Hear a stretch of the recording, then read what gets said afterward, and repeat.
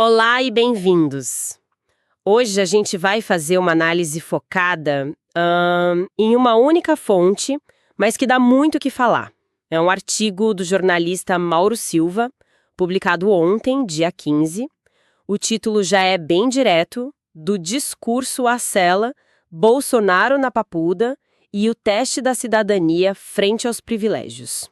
Pois é. E eu diria que é um título que cumpre o que promete. O que o Mauro Silva faz aqui não é só noticiar um fato. Ele usa esse evento quase como um espelho, sabe? Um espelho? Como assim? Um espelho para as nossas instituições e para a sociedade, se olharem e se perguntarem: a nossa justiça é mesmo cega? Ou ela enxerga muito bem quem está sentado no banco dos réus? Exato.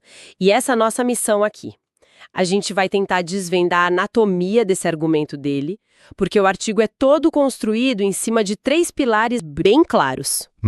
O primeiro, que talvez seja o mais evidente, é o choque entre o que o Bolsonaro sempre pregou sobre punição e, bom, a realidade da própria prisão dele agora. A retórica contra a prática. Perfeito. E o segundo pilar, que é uma consequência direta disso, é o debate sobre privilégio. Onde é que termina a necessidade de segurança para um ex-chefe de Estado e onde começa um tratamento VIP que, em tese, a Constituição proíbe? É uma linha muito tênue.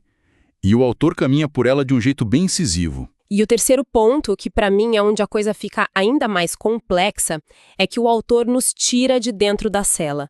Ele aponta para uma investigação financeira bilionária que está correndo em paralelo, sugerindo que as verdadeiras estruturas de poder, continuam operando nos bastidores. É como se a prisão fosse o espetáculo do dia. Exato. Mas a peça de verdade estivesse acontecendo em outro palco. E o que torna a leitura fascinante é justamente essa costura que ele faz.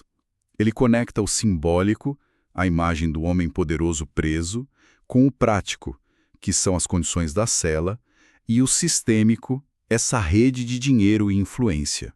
Bom, então vamos começar a desembrulhar isso. A primeira parte do artigo já começa com fatos bem concretos, né? A transferência do ex-presidente para Papudinha, que é uma ala da Papuda, para policiais militares, e a descrição da cela, 60 metros quadrados. Pois é, esse detalhe não está ali por acaso. É maior que muito apartamento por aí. O autor usa essa imagem para criar o contraste imediato. 60 metros quadrados, ar-condicionado, assistência médica 24 horas, fisioterapia. Ele lista esses itens não para dizer que alguém deveria estar em condições ruins, mas para construir a ponte para o argumento seguinte. É o arquivo, a memória. Ele resgata o que o Bolsonaro dizia o tempo todo. Aquelas frases que todo mundo lembra. Presídio não é colônia de férias. Sim. Que o detento tem que sofrer para pagar seus pecados. E a mais pesada de todas é a ideia de não ter direitos humanos para humanos direitos. Quando você coloca uma coisa do lado da outra, o barulho da contradição é ensurdecedor. E aí que está a sacada da análise, eu acho. O autor não está fazendo um ataque pessoal. Ele está fazendo uma radiografia do sistema. Ele argumenta que essa disparidade prova que o Brasil não tem um sistema prisional, mas vários. Vários sistemas. Exato. Existe o sistema para massa, o superlotado, o insalubre, e existe o sistema para quem tem poder, seja político ou econômico. A lei, na prática, parece ter endereço. Isso me lembra a citação do ministro Alexandre de Moraes, que o artigo menciona. Ele disse que a estadia lá não é um hotel. Como que o autor interpreta essa declaração? Olha, a leitura que ele faz é que essa fala foi um aceno para a opinião pública. Quase um calma, a justiça está sendo feita, ele não está de férias. Mas, para o autor, a questão é mais funda.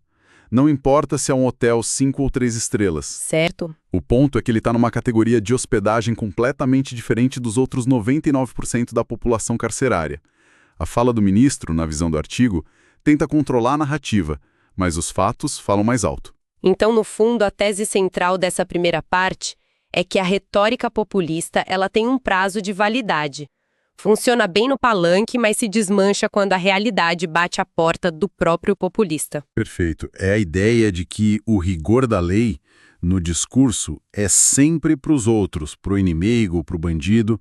Quando a lei se vira contra quem a defendia com tanto fervor, a conversa muda. De repente, garantias individuais, direitos humanos, conforto, tudo isso passa a ser importante. O autor chama isso, e eu achei ótimo, de um estudo de caso sobre elasticidade da convicção política. Elasticidade da convicção, gostei. É um gancho perfeito para a segunda parte da análise, que ele chama de o spa penitenciário e a ironia da história. Porque não é só sobre a contradição do momento, é sobre o histórico, né? O que foi dito por anos. Sim, a ironia é o elemento central do argumento aqui.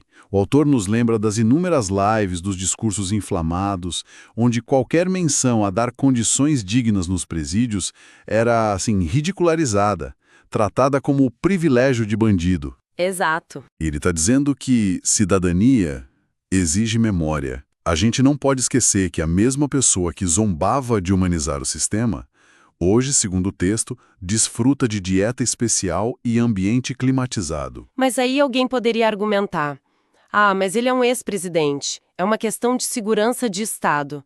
O artigo entra nessa discussão. Como ele separa a necessidade de privilégio? Ele entra de cabeça, e essa é a discussão mais importante. O autor não nega que a segurança de uma figura como essa seja complexa. O ponto que ele levanta é o outro. Qual o custo disso?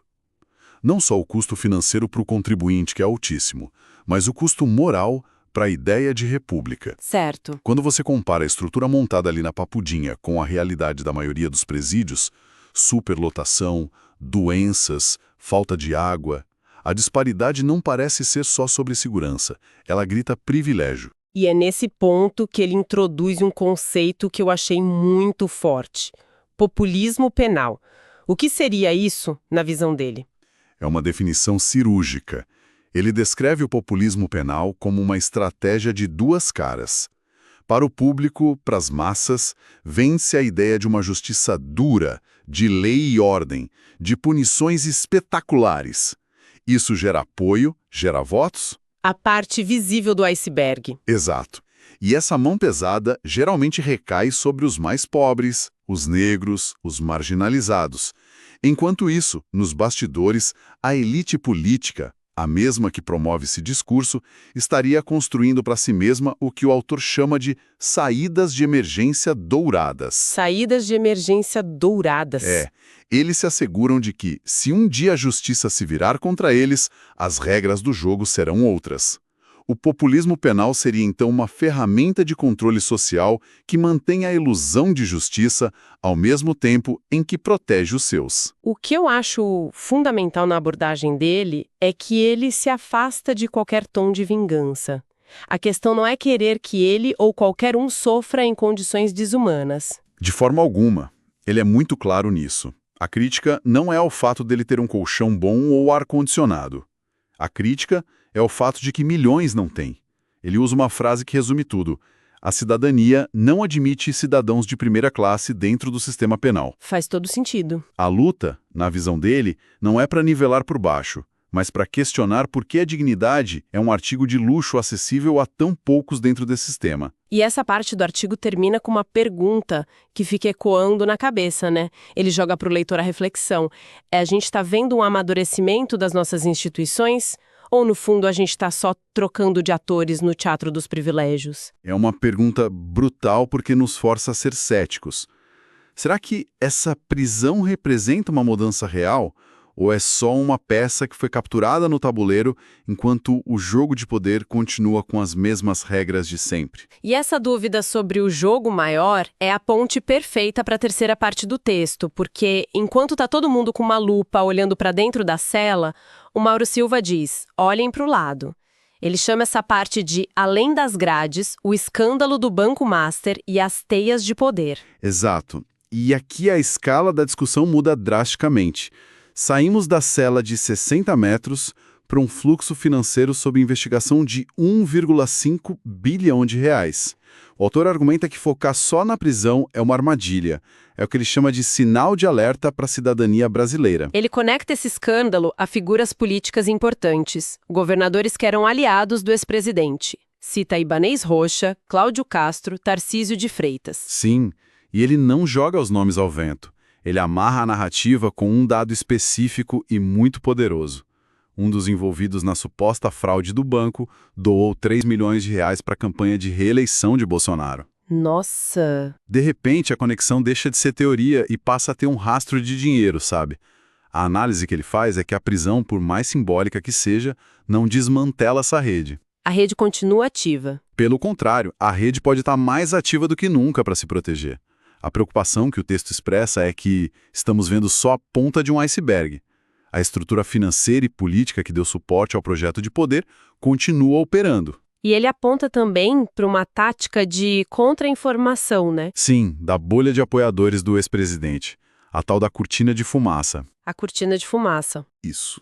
A ideia de que, para desviar o foco das investigações sobre o próprio grupo, eles tentam criar narrativas que conectam o escândalo ao governo atual.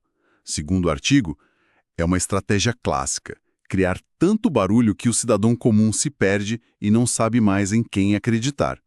A fumaça esconde o fogo real. E como ele amarra tudo isso de volta ao tema central, a cidadania. A conexão entre um escândalo bilionário e o conceito de cidadania pode não ser óbvia. Mas ele torna essa conexão muito clara. Por Mauro Silva, os maiores inimigos da cidadania não são políticos A ou B, são a corrupção e o tráfico de influência. Por quê? Porque cada centavo desviado num esquema desses é um centavo a menos na escola do bairro, no posto de saúde, no saneamento básico. É um dinheiro que some. Exato. A corrupção rouba o futuro e a dignidade do cidadão comum. Portanto, na visão dele, ser um cidadão vigilante não é só votar a cada 2 anos, é fiscalizar o poder o tempo todo. Certo. Então, tentando amarrar tudo que a gente discutiu sobre a análise do Mauro Silva, a gente tem, primeiro, essa hipocrisia exposta, né, o abismo entre o discurso e a prática. Depois, temos o questionamento profundo sobre a igualdade perante a lei, onde a segurança se transforma em privilégio e como isso corrói a confiança na justiça. E, por fim, o alerta crucial para não nos deixarmos distrair pelo espetáculo, para olharmos para as estruturas de poder financeiro e político que, segundo o autor, são o verdadeiro motor por trás dos acontecimentos. Exatamente. E o brilhantismo do artigo, na minha opinião, é que ele não oferece respostas fáceis. Ele termina com uma provocação, uma dúvida que ele deixa plantada na mente de quem lê. E qual é essa provocação final? Depois de apresentar tudo isso, a cela, o discurso, os bilhões, Mauro Silva lança a pergunta que realmente importa. Ele não pergunta se Bolsonaro é culpado ou inocente. Ele pergunta algo maior. A justiça está sendo feita ou estamos apenas vendo o início de um novo rearranjo de forças? Uau! É isso. A questão que fica no ar é se o que estamos assistindo ao fortalecimento da República, uma prova de que ninguém está acima da lei, ou se, na verdade, é apenas o poder trocando de mãos entre as elites, onde as regras do jogo, aquelas que realmente importam, continuam exatamente as mesmas. E essa é uma pergunta que cada um de nós vai ter que continuar tentando responder.